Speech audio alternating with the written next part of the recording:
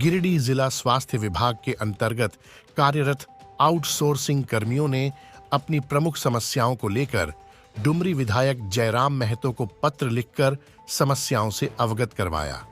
इसके बाद JLKM party के लोगों ने स्वास्थ्य कर्मियों से मुलाकात की। कर्मियों ने बताया कि उनके मासिक मानदेय और ईपीएफ कर्मचारी भविष्य निधि से जुड़े मामलों में गंभीर अनियमितताएं पाई गई हैं। आउटसोर्सिंग कर्मियों ने कहा कि जिला स्वास्थ्य विभाग द्वारा बालाजी डिटेलटेक फोर्स प्राइवेट लिमिटेड और शिवाली डिटेलटेक फोर्स प्राइवेट लिमिटेड के माध्यम से करीब 659 कर्मियों को विभिन्न पदों पर नियुक्त किया गया है। इनमें ANM, OT assistant, LT, computer operator, MSW, dresser आदि पद शामिल हैं। इन कर्मियों का कहना है कि उनके मासिक मानदेय में अनुचित कटौती की जा रही है। ईपीएफ से जुड़ी गड़बड़ियों के कारण कर्मियों को लाभ नहीं मिल रहा है। कर्मचारियों को नियमित रूप से स्लिप प्रदान नहीं की जाती। कुछ कर्मियों को उनके पदों से हटाकर अन्य पदों पर स्थानांतरित किया गया है। सवाल उठाने पर सुपरवाइजर द्वारा धमकाने की घटनाएं सामने आई हैं। आउटसोर्सिंग कर्मियों ने मांग की है कि सभी कर्मियों को उनके बढ़े हुए मानदेय का भुगतान तुरंत किया जाए। ईपीएफ और ईएससी कार्ड संबंधित समस्याओं को शीघ्र सुलझाया जाए। हटाए गए कर्मियों को उनके मूल पदों पर पुनः बहाल किया जाए। कर्मचारियों को धमकाने जैसी घटनाओं पर सख्त कार्रवाई की जाए। कर्मियों ने जिला स्वास्थ्य विभाग और संबंधित अधिकारियों से आग्रह किया है कि उनकी समस्याओं का शीघ्र समाधान किया जाए, अन्यथा वे मजबूर होकर आंदोलन का सहारा लेंगे। स्वास्थ्य कर्मियों द्वारा एक आवेदन दी गई थी हमारे पार्टी के अध्यक्ष टाइगर जयराम महतो को।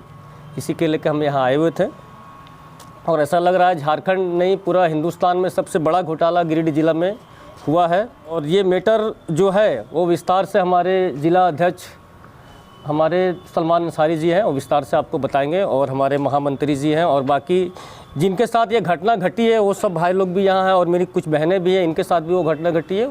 ये लोग पूरा विस्तार से आप लोग को बताएंगे। गिरिडीह जिला में स्वास्थ्य कर्मियों के द्वारा आउटसोर्सिंग कंपनी बालाजी जो यहाँ पर गिरिडीह में जो चला रही है पूरा गिरिडीह जिले में, तो उसमें जितने कर्मी लोग यहाँ पर आए हुए हैं तो सबका कहीं ना कहीं इन लोगों का मानदेय जो वहाँ से आता है सरकार की तरफ से वो 26,000 कुछ आता है मंथली एक आदमी का, और यहाँ पर 659 आदमी काम करते हैं।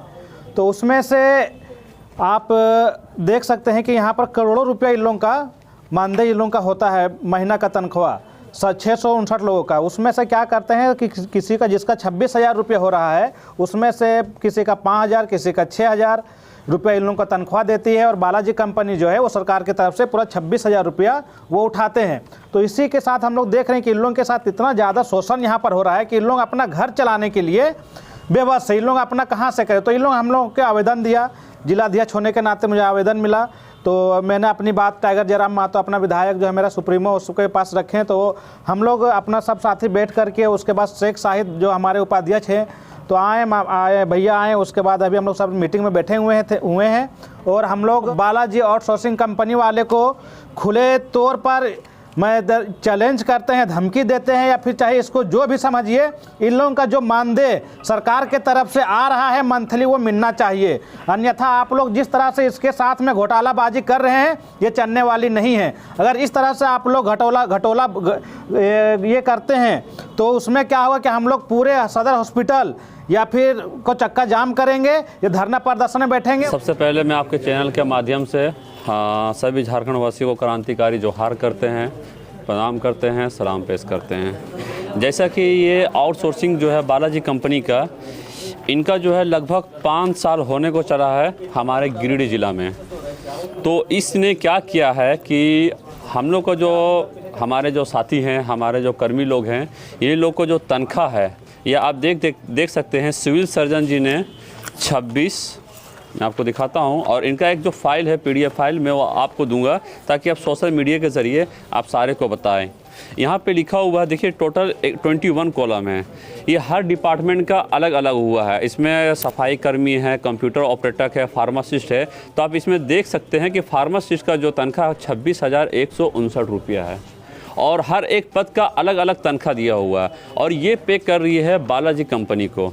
यहाँ बालाजी कंपनी जो है वो आप देख सकते हैं कि पर डे का जो है 739 रुपया एक कर्मी का वो ले रहा है। आप इसको 30 डे से इसको मल्टीप्लाई करके देखिए कि कितना तनख्वाह होता है। उतना तनख्वाह हमारे जितने भी कर्मी साथी हो उनको नहीं मिल रहा है। जैसा कि हमारे बाकी साथियों ने बताया, जो मामला चल रहा है ये काफ़ी लंबे समय से ये मामला चल रहा है और जब भी ये मामला चला है, जो भी आउटसोर्सिंग कंपनी है उनके जो भी एम्प्लॉय है, ये लोग लगातार प्रयास किए कि इनको इनका हक मिले और इसको लेके इन लोगों ने कई बार धरना प्रदर्शन किया है। और उस धरना प्रदर्शन के बाद होता ये है इन लोग के साथ कि जो मेन लोग होते हैं, जो इनको लीड करते हैं, इनके कंपनी के ही जो स्वास्थ्यकर्मी जो लीड करते हैं, उनको बिना किसी जानकारी के टर्मिनेट कर दिया जाता है। तो इनके ऊपर एक दबाव तो हमेशा बना रहता है कि ये उस पर आवाज़ नहीं उठा सकते हैं। जो भी इनको सैलरी मिल रहा है उन पे या तो इसको संतोष करना पड़ता है या फिर ये और भी कई पार्टियों से संपर्क करते हैं, लेकिन इनको वैसा उचित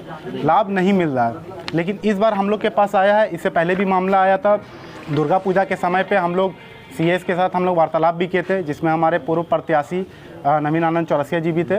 उस टाइम में हम लोग का बहुत सारा मामला पर बात बनी थी कि इस बार से जो नेक्स्ट मंथ से आएगा, इन लोगों का जो मेन सैलरी है वो इनको मिलेगा और जितना भी लाभ से ये लोग वंचित हैं सारा लाभ इनको मिलेगा। लेकिन हुआ क्या, नेक्स्ट मंथ से फिर उन लोग को सेम सैलरी मिला है। आश्वासन दिया गया नेक्स्ट मंथ से किया जाएगा, उसके नेक्स्ट मंथ दिया जाएगा, लेकिन अभी तक हुआ नहीं है। तो फिर से इन लोगों ने आवेदन किया और इस बार जो आवेदन करने के बाद जो हमारी टीम और स्वास्थ्यकर्मी की टीम दोनों मिलकर हम लोगों ने जो जानकारी इकट्ठा किया, उसमें एक बहुत महत्वपूर्ण जानकारी हम लोग के हाथ लगी है, जिसमें कि जो सीएस है, जो गवर्नमेंट से वो जो सैलरी उठाते हैं पर एम्प्लॉय का, वो पूरा डाटा हम लोग के हाथ लगा है और ये बहुत गोपनीय डाटा, क्योंकि इनके पास प्रोवाइड हो नहीं रहा था। सबसे बड़ा चीज़ क्या है कि इन लोग का बेसिक डिमांड है कि इनको एक सैलरी स्लिप मिलना चाहिए, जिनसे इनको पता चल सके कि इनका जेन्युइन सैलरी क्या है, जो इनको नहीं मिलता है। इनका बहुत बेसिक मामला है, बहुत ज़्यादा नहीं है। इनका है कि सभी कर्मियों को मानदेय जो कहा गया उसके अनुसार दिया जाए। जब से ये लोग जॉब कर रहे हैं, इनके नाम पे 26,000 रुपये महीना उठ रहा है एक कंप्यूटर ऑपरेटर पर, इनको मिलता है 10,500 और आज से नहीं, ये 5 साल से हो रहा है। तो 5 साल में सोचिए ये कंपनी कितना पैसा वहाँ से जमा कर चुकी है।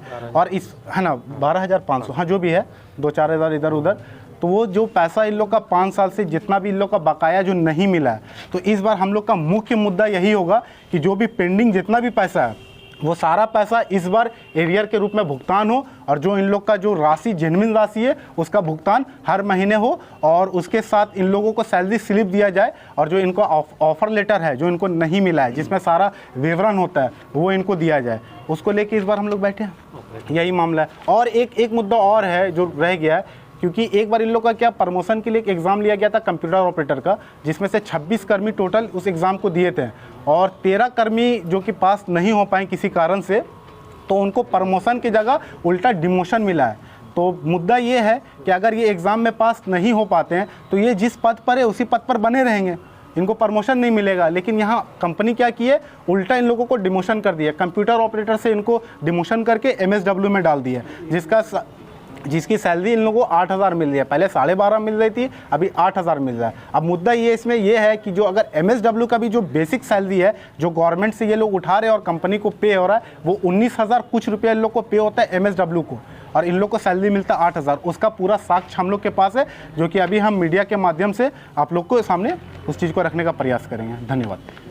मैं मालती मुर्मू, एक सफाई कर्मी के तहत मैं सदर हॉस्पिटल में कार्य करती हूँ। आज करीब हमको 10 साल आसपास, जब इसके पहले आई थी कंपनी अन्नपूर्णा कंपनी थी, उस कंपनी से हम काम कर रहे थे। उस कंपनी का वेतन था 3500 आसपास।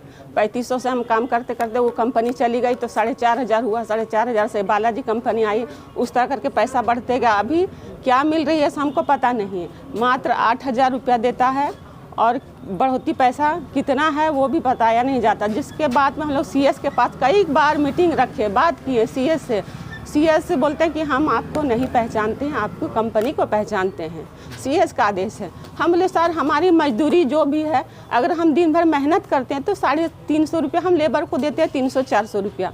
तो हम तो एक सफाई कर्मी, हमारी क्या मजदूरी है? जितना हमारी मजदूरी सरकार जो इशू कर दी वो मजदूरी हमें मिलना चाहिए। हमको यहाँ आप दे रहे हैं 200 और हम 350 रुपये में मजदूरी कराते हैं, तो हमको क्या पछता है सर? इसमें CS कुछ डिसीजन नहीं लिए।